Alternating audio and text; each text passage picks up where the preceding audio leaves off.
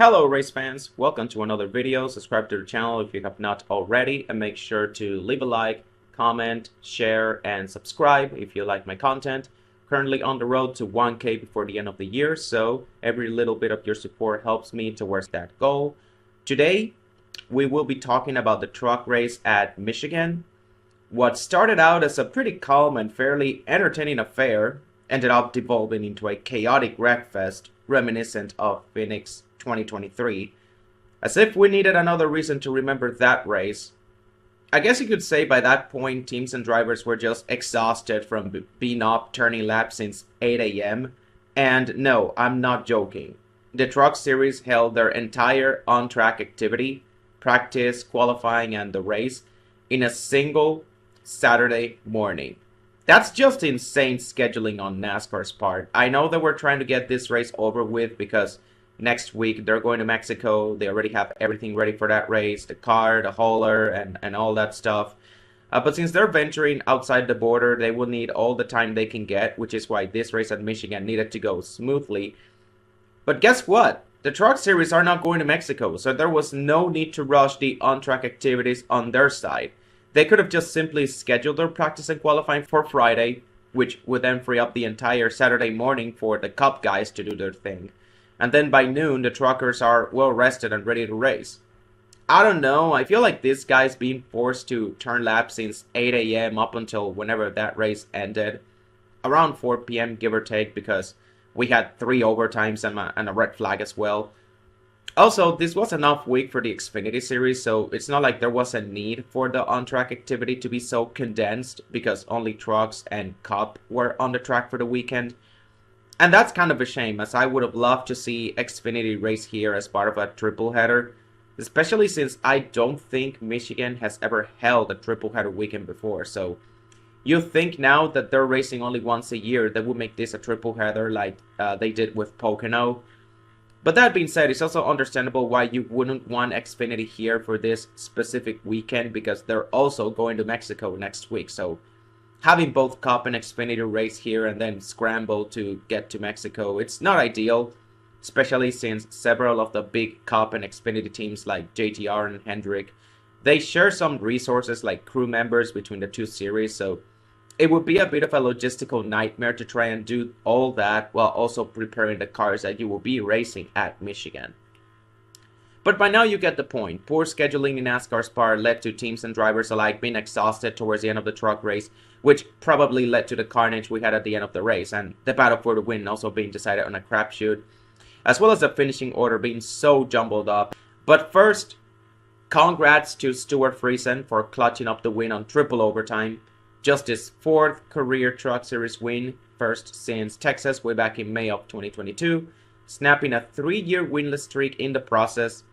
He won this race over Grant Enfinger, Ben Rhodes, and Corey LaJoie in the closing laps. And yes, I said Corey LaJoie because after his comments that he wouldn't race a truck or Xfinity race because he didn't want to win in front of only 12 people, he backpedaled out of that the moment Spire offered him a Truck Series ride for 9 of the last 13 races of the season. Pretty much the entire second half of the year. And he almost finished winning his first race of that deal because he found himself in the lead at one point, but the cautions just kept on coming, and with him being kinda low on fuel, as well as some questionable lane choices for the last few restarts, he wound up finishing 5th after running mid-pack for pretty much the entire race. But still, Corey LaJoie back in a truck after stating that he would prefer to race part-time in Cup for a back marker like Rick Ware Racing. It's just funny, some jokes just write themselves. But yeah, back to Friesen. With this win, we now have back-to-back winners from below the cut line, because Raja Karuth, he won at Nashville last week and he entered that race below the cut line as well. Which means that the Truck Series playoff battle just got a lot more interesting.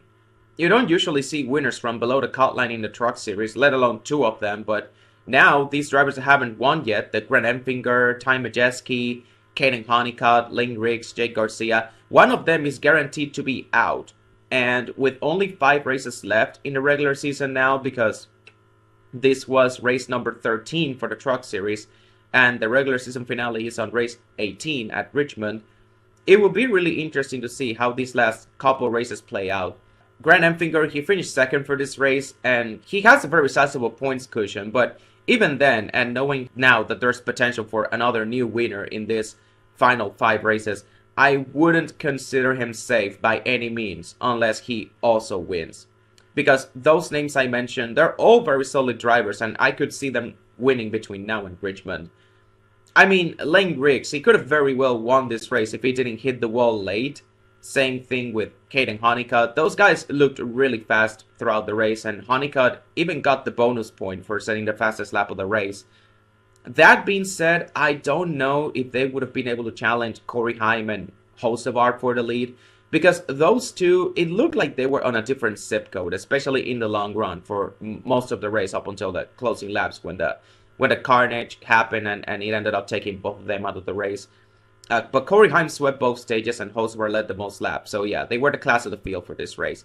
Not to mention Ross Chastain, he was also in this race.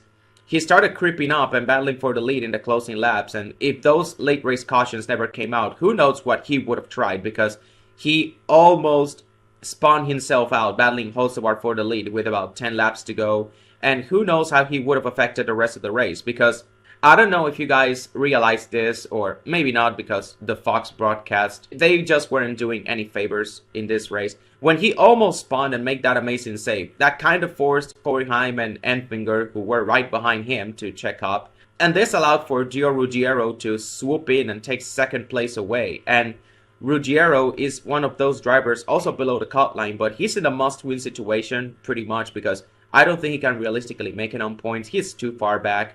And again, if the race goes green all the way, who knows if he and Corey Heim work together to reel Hocevar back in, and then the 17 pulls a rabbit out of his hat and steals the win away while Heim and Hocevar are mixing it up. And speaking of drivers way below the cut line, another name we have not mentioned yet is Ben Rhodes. And even though he has been struggling and having statistically his worst season with ThorSport, he's one of those drivers you can never write off. He's a 2-time champion for a reason. I mean, look at the finish of this race. I mentioned he was up there with Enfinger and Friesen battling for the win, and he finished 4th. He came pretty close to finessing a win, so it's not out of the realm of possibilities he finds himself in a similar situation again in one of the next 5 races and gets the job done. So yeah, as you can see, the chaos of this race, it didn't just stay confined to what happened on the track, it also affected the playoff standings in a big way. Dare I say, this is probably the tightest the Truck Series playoff bubble has ever been this deep into the regular season, and I'm all in for it.